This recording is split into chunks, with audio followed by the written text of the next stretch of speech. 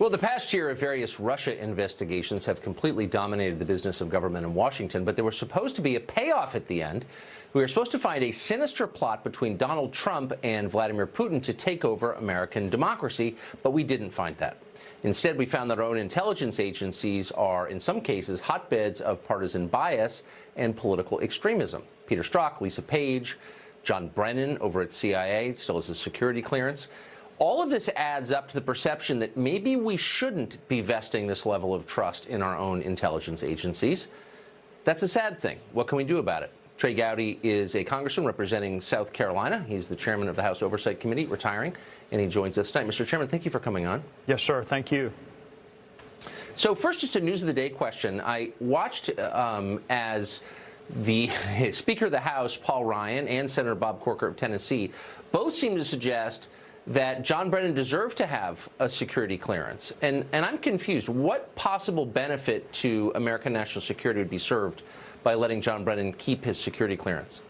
The only theoretical benefit, Tucker, and I'm just playing the devil's advocate, is if his successor wanted to discuss a fact pattern with him, having that level, that security background clearance would enable that conversation to take place.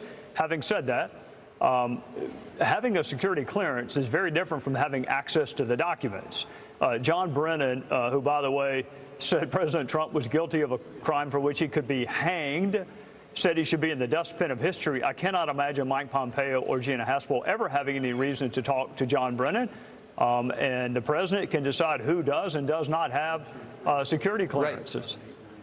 Right. What I can't imagine is how the Speaker of the House could look at the stories describing what John Brennan has said in the past year, totally irresponsible and extreme statements, and say, you know, that's the man we want to have a security clearance. I don't understand how you could reach that conclusion.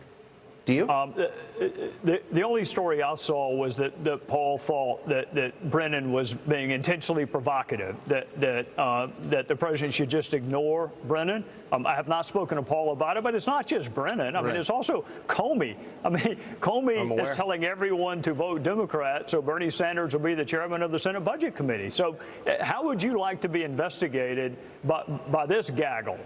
Brennan, Comey, Strzok, Page, and oh, by the way, there are other DOJ and FBI officials that haven't been named because they're not at that level. They're not at the SES level, but they also had animus towards President Trump. Those are the folks that were in these dispassionate, neutral, objective roles investigating the person that ultimately became president of the United States. The American people deserve an intelligence and a justice system that is as devoid of politics. I get that the president gets to pick the AG and pick the FBI director, but beyond that, facts are not Republican or Democrat. Neither should our justice system be, or our intelligence community. So very quickly, Democrats on the Hill are enjoying this because it serves their short-term partisan interests, and so they're abetting it. But if you talk privately to any of them who acknowledge that at some point there's going to be a Democratic president, and is that person going to be comfortable knowing that the intel agencies could turn against him and destroy his presidency? I mean, are they thinking this through at all, do you think? Yeah, there are plenty of reasonable folks on both sides of the aisle. They don't always make it on television. Yes. But I think one of the challenges and one of the reasons that I'm glad to be doing another line of work come 2019 is the ultimate objective right now is to win. I mean, Adam Schiff says he has evidence of collusion between the Russians and President Trump. He said it over a year ago. He's presented to absolutely no one. There's no accountability for it.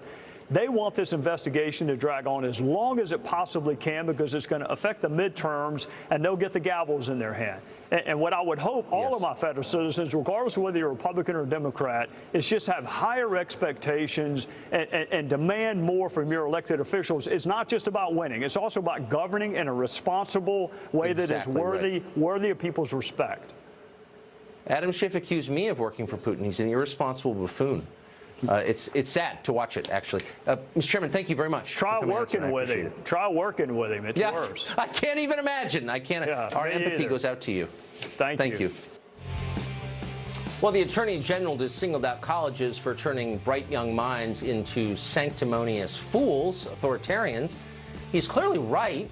Just how bad are things on campus? Should you stop participating in the system that's destroying America? We'll talk to a college professor about that coming up.